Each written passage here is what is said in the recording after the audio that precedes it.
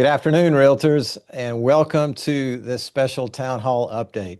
I'm Nick Kromitis, your CEO, and I want to thank you for joining us today. In addition to today's meeting, we're also hosting another Town Hall meeting a little bit later this month on February 27th that will also be open to all members. We're super excited to have almost 2,000 members today that have registered for today's event. Now, before we get started, I'm extremely honored to be joined today by your SCR President, Corwin Millett, Chief Legal Officer, Byron King, and our Ethics and Legal Compliance Counsel, Tiara Pitts. President Corwin, welcome. Hey everybody, Corwin Millett, your 2026 SCR President, broker and owner of Exit Realty Low Country Group in beautiful North Charleston, South Carolina. Super excited to be here with you today and be presenting. Y'all stay tuned. We got great stuff. Thank you, Mr. President. Byron. Yeah, thank you, Nick. Thank you. And Tiara, welcome. Hi, everyone. I'm Tiara Pitts, and I am excited to be here with y'all. Thanks for tuning in. Well, thank y'all for joining me on this panel today. Realtors, today we're going to cover two very important and timely topics. First, we're going to talk about updates to SCR forms in regards to recent actions by our board of directors and FinCEN. And if you're not familiar with FinCEN, you will be by the end of this town hall. So let's get started with forms. As you know, our industry has been shifting and evolving since the national settlement was announced. Last month, the SCR board of directors met and voted overwhelmingly to approve changes to the SCR listing agreement. And that's why we're here today, to explain these changes to you. We're going to be 100% focused as we go forward on the word negotiation. I think that's going to be the word of the day.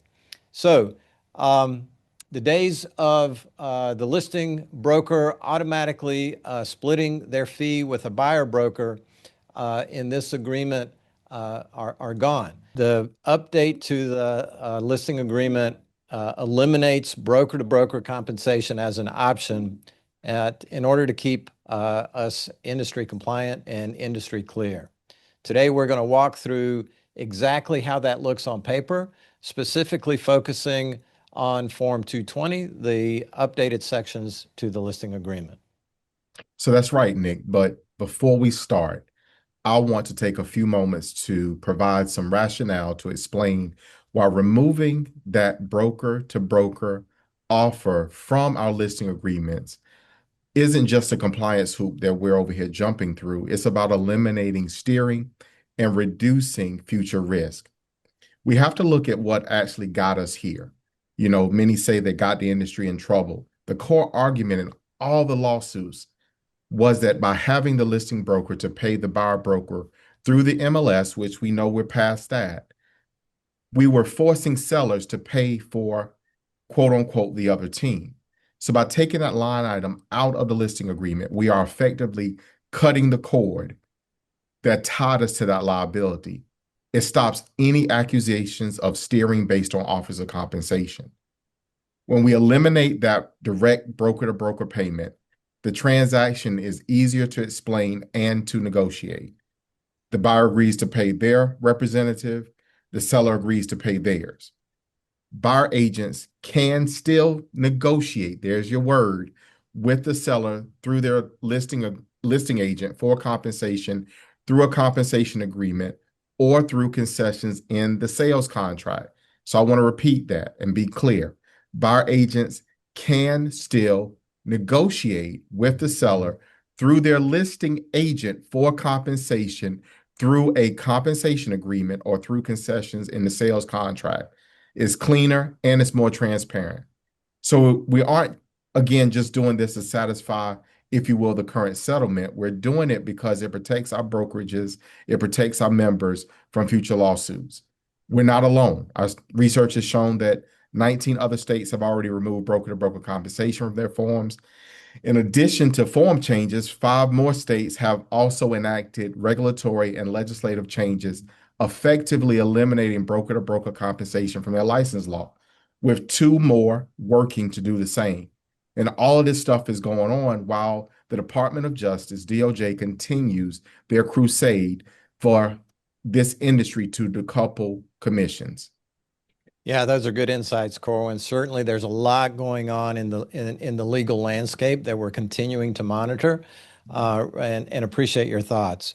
So, realtors, let's jump right in. Yeah, thanks, Nick. Let's look at Section 5 of the new Form 220. So this Section 5 of the new Form 220 is your paycheck. Previously, the old Form 220 had a section dealing with compensation to other brokerages. That section is gone. Section 5 now strictly defines the listing broker compensation as the fee the owner pays to the listing firm for their listing services. You'll notice that Section 5 says this fee is solely a matter of negotiation in the very first sentence.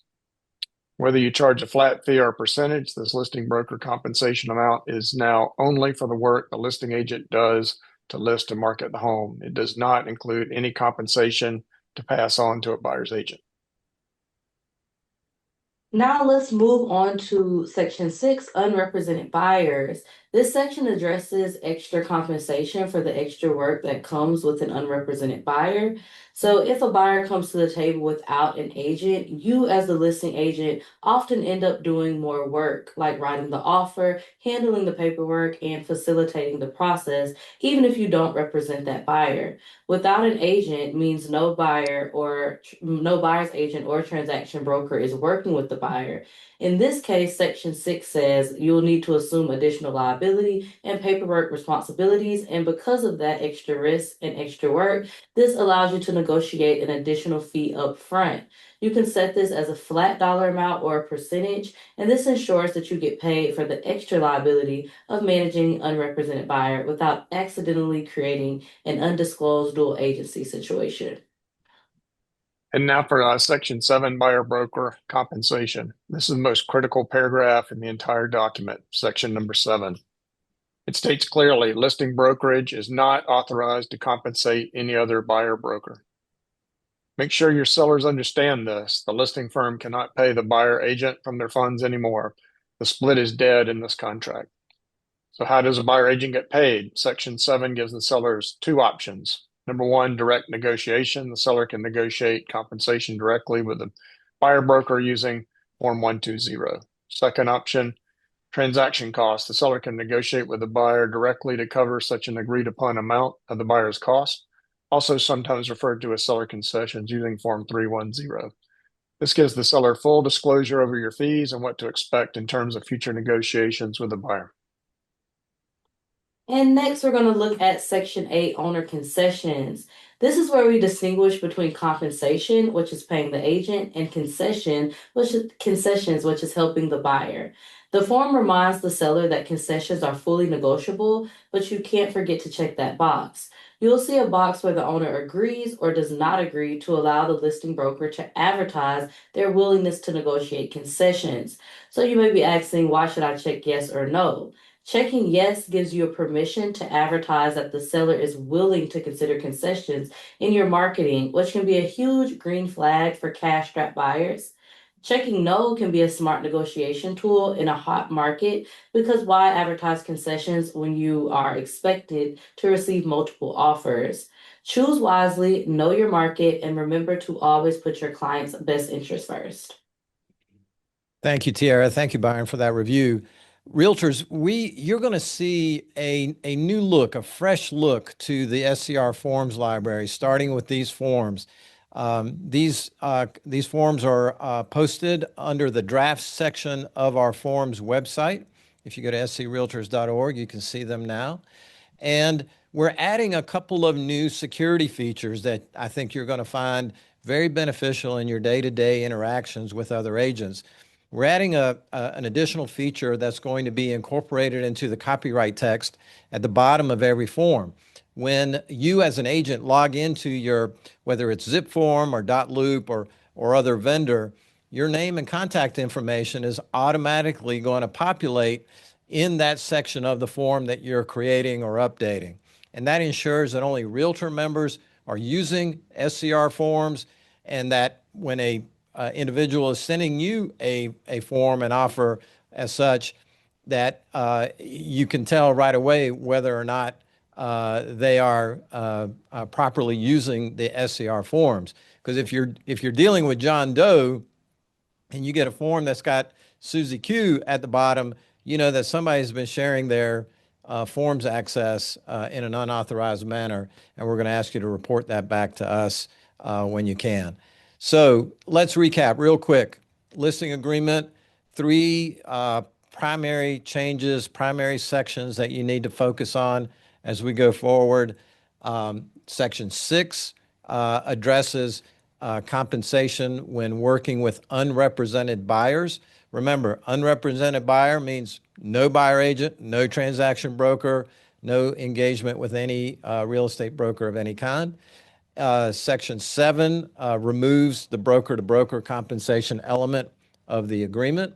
And Section 8 allows the realtor to advertise concessions with permission from the seller, of course. So as you can imagine, broker-to-broker compensation is addressed in other SCR forms. These are all being updated at the same time.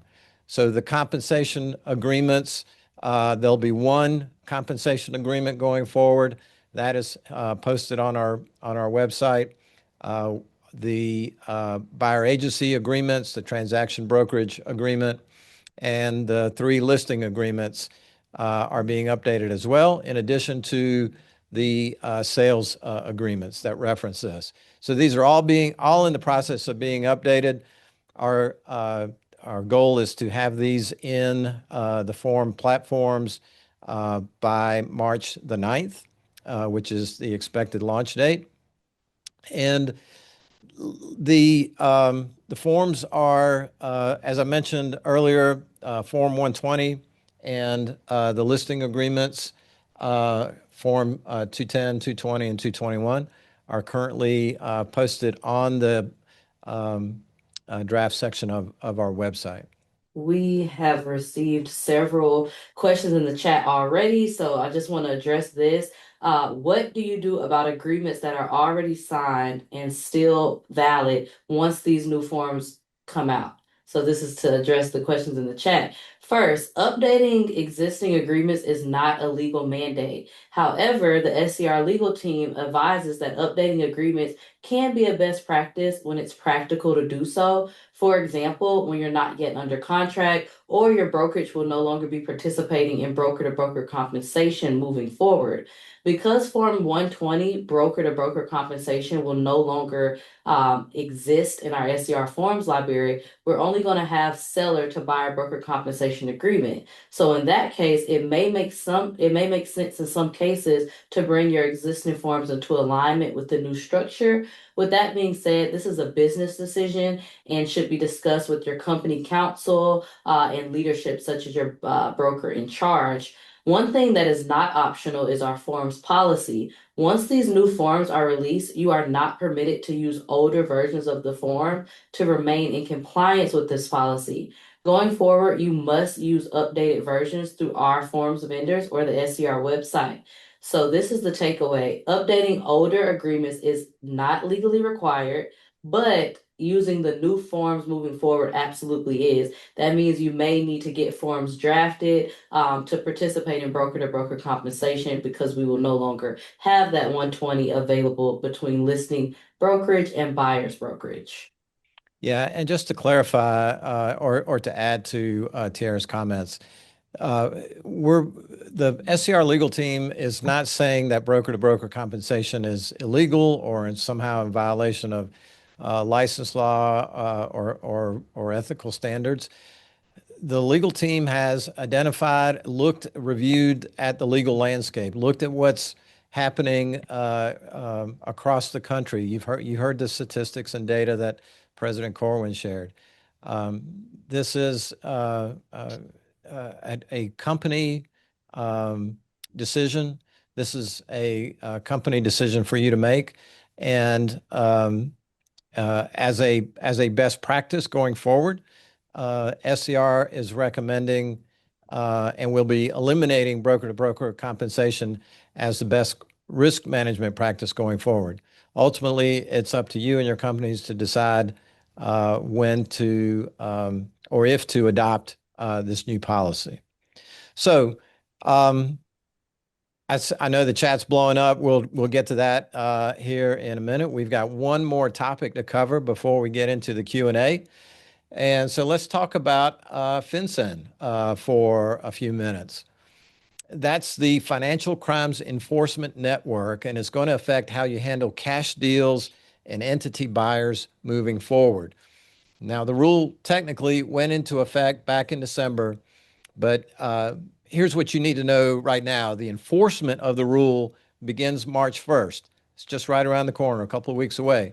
So let's break down who this affects, and most importantly, what you need to tell your clients so your closings don't get delayed. Yes, so first, what is this? The federal government is cracking down on money laundering in real estate. Specifically, they want to know the actual humans who are the beneficial owners hiding behind LLCs and trusts that buy houses with cash. In the past, we've had geographic targeting orders that only applied to certain expensive areas. Those are gone, and this new rule is permanent and nationwide. It doesn't matter if the house is worth 50,000 or 5 million. If it fits the criteria, it must be reported. And I'll turn it over to Byron to tell you what that criteria is. Thanks, Tara. FinCEN comes down to three simple triggers, 1, 2, and 3. If you hit all three of the triggers for FinCEN, then the FinCEN rule applies. So you have to hit all three of these. The first, is it residential? Yes, FinCEN can apply to residential property. So you get that first trigger. Second trigger is the buyer entity. Are they buying as an LLC, a corporation, a partnership, or a trust? If yes, FinCEN applies to entities. So you hit 2 of the 3 triggers there. And then finally, is the transaction non-finance? That means there's no traditional bank involved that already does the anti-money laundering checks. So if you have all 3, yes, FinCEN applies to cash deals or private lender deals. If you have a cash buyer purchasing an LLC name, this is a reportable transaction with the closing attorneys under FinCEN. Now let's talk about how this impacts you as realtors. The closing attorney is actually responsible for filing this report, not you. However, the closing attorney cannot close the deal until they get specific sensitive information from your buyer. They are going to need names, addresses, date of birth, and even bank account information for the beneficial owners of the LLC. That means that you will have to assist because closing attorneys are authorized to delay closings if they don't get this information. So warn your clients that the closing attorney is most likely going to charge an extra fee for this filing, and reassure them that this data goes to FinCEN, which is the federal government. It is not publicly recorded for their neighbors to see. So Realtors, what is your role in all of this, right? Well, you have 3 primary tasks or things that you can do. 1, set expectations early. When you write an offer for an LLC cash buyer, tell them now, hey, just so you know, federal law requires the closing attorney to collect personal beneficial ownership information before we can close. Number 2, don't be the bottleneck. Encourage your buyer to send that information in, report that data to the attorney immediately upon request so that you don't create any delays in the transaction. Number 3, they don't have a choice. So remind them this is not optional. You can't opt in or opt out. It is federal law, not a closing attorney policy, and most certainly not a realtor policy. So bottom line, realtors don't have to file the paperwork. Please understand that it's not your responsibility, but you do and should manage your clients' expectations so they don't get blindsided at the closing table. Corin, you're absolutely right. What keeps striking me about FinCEN is the reaction from the closing attorney community. I don't want to use the word that they're freaking out, but they're freaking out a little bit about this. There's a lot of extra paperwork that they're going to be required to compile. It's a multi-page disclosure form that FinCEN has posted. You can see it on their website. I think Sharon's posted a link to our update on it in the chat. But number 1, warn your client. You know, if you see my PowerPoint on the screen, these criteria are ands, not ors. So it has to be residential real estate, and that can include multifamily. It's cash or private lending, and that the buyer is an entity or trust. If it doesn't meet all three of those things, this doesn't apply. So for the majority of transactions, 80% is what we're guessing, FinCEN won't apply, but there is going to be a good number that it will. And it doesn't matter, you know, I see a lot of questions in the chat about, well, what if I'm buying this personally or whatever? If it's in a trust, if it's cash, and if it's residential, it applies. It's a blanket rule, and the closing attorneys need time. Warn your clients up front and save yourself some headache. We are adding some disclosure language into the sales agreements that will at least alert buyers and sellers that in this situation, they may have some additional disclosure to share with the closing attorney. So everyone, I think that wraps up our main presentation for today. I want to thank everyone for joining us and appreciate your attendance.